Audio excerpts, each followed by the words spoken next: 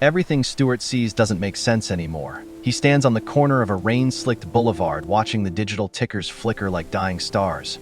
Gold keeps going up. It's not a climb. It's an escape. Faster, stronger, almost unstoppable. 3 years ago, he remembers the quiet hum of the market when 1 kilo of gold cost around 50 zero coins. Today, it has surged past 100 zero and the air feels thin, as if the very oxygen of the economy is being sucked out.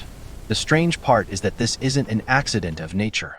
This isn't just market movement or a temporary fever. Something deeper, something structural is rotting beneath the pavement. Most rats are scurrying toward the next shift, their eyes glued to the flickering neon signs, promising cheap thrills and temporary comfort. They don't see the cracks in the foundation until the ceiling starts to fall. While everyone is busy chasing the same moldy cheese, the system that controls the production and distribution of that cheese is slowly, quietly grinding to a halt. The gears are stripped, and the engine is smoking. The banker's dark realization. Deep within the steel and glass monoliths of the financial district, there is a powerful rat, a banker. He is not a villain in a cape, but a cog in the central system that controls the flow of lifeblood, the money. He sits in an office where the silence is heavy with the weight of unpayable debts. One afternoon, while staring at a ledger that refused to balance, he realized something disturbing. The system itself has a fundamental flaw. It wasn't a mistake made by a clerk, it was a design choice. Actually, it has several cascading failures built into its DNA. He saw the data points moving like predatory shadows. He noticed that the elite, the rats who understand the true language of math, were quietly moving their wealth. They weren't buying promises, they were buying gold. They were preparing for a storm that the weather reports refused to mention. The dilution machine, inflation as a weapon. The first flaw is the most treacherous inflation. Money is being created constantly. It is no longer a reward for labor. It is a product of a printing press that never sleeps. Day and night, the rhythmic thud of the machine echoes through the basement of the world. Years ago, a single unit of money possessed a weight to it. It could buy a feast, a home, a future. Today, that same unit feels light, almost transparent. It buys much less, and yet the rats are told to work harder for it. Most rats don't notice the theft because it happens in the shadows of the decimal point. They save their hard-earned coins in rusted tins, thinking they are building a safety net. But the system is overloaded with debt, a mountain of iOS that can never be settled. Governments owe amounts that the human mind cannot even visualize. Instead of facing the gravity of their failure, they choose the easy path. They print more. Every new unit of money created makes the old ones worth less. It is the ultimate dilution. It is like adding water to a bottle of juice to make it last longer. At first, the color remains and it still tastes sweet enough to fool the tongue. But as more water is added, the substance vanishes.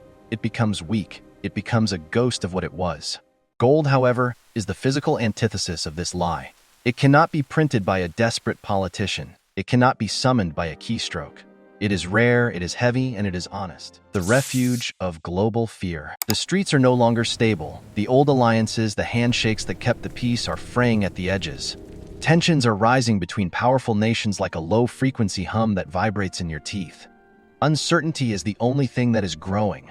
Every time a border is crossed or a treaty is burned, fear enters the system like a virus.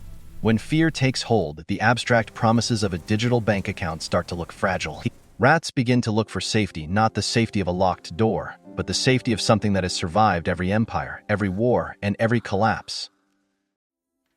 Gold becomes that safe harbor. Gold doesn't belong to a flag.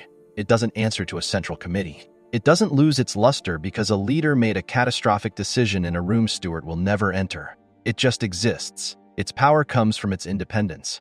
In a world of falling idols, gold is the only thing that refuses to bow. The death of trust. There was a time, ancient and almost forgotten, when money was backed by gold. It was a tether to reality. Every paper note was a shadow of a physical bar locked in a vault. But the connection was severed. The tether was cut so the system could float away into the clouds of infinite credit. Since that day, money has depended entirely on trust. Trust in governments that change every few years. Trust in institutions that are more interested in their own survival than yours. Trust in a system that is currently showing deep, jagged cracks. When the collective trust begins to fade, people stop looking at the screen and start looking for something they can hold. They want something real that doesn't depend on a promise or a line of code. Gold rises not because its intrinsic nature has changed, but because the world around it has become a hall of mirrors. It is the only solid object in a room full of smoke. The scarcity factor. The math of gold is simple and brutal. There is only a limited amount of it. It isn't found in a computer. It is buried deep in the Earth's crust.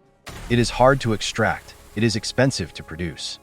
It requires blood, sweat, and immense energy to bring into the light. Its supply grows at a crawl, barely keeping pace with population. But the demand is exploding. While the public is told that gold is an obsolete relic, the central banks, the very architects of the paper system, are buying massive amounts in secret. They are accumulating tons of it, year after year, record after record. This isn't a hobby. This is a massive coordinated preparation.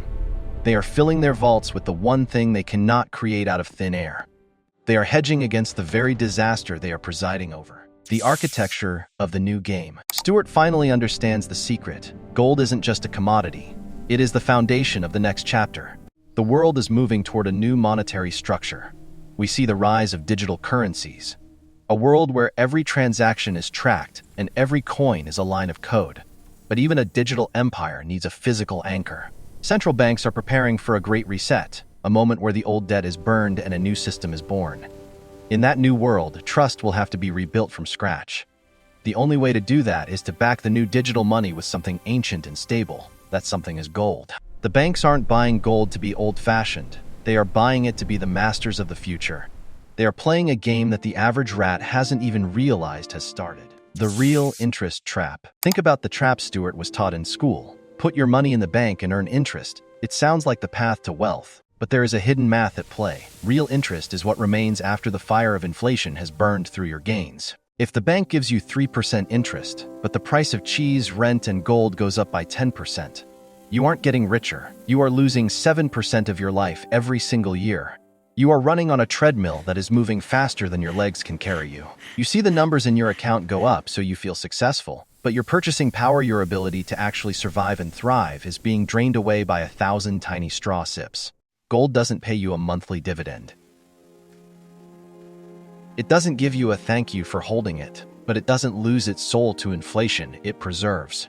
It protects. It holds the line while the paper world burns. And in the end, that is the only difference that matters. Stuart stops looking at the gold price as a number. He starts looking at it as a countdown. The clock is ticking. Wake up, your turn.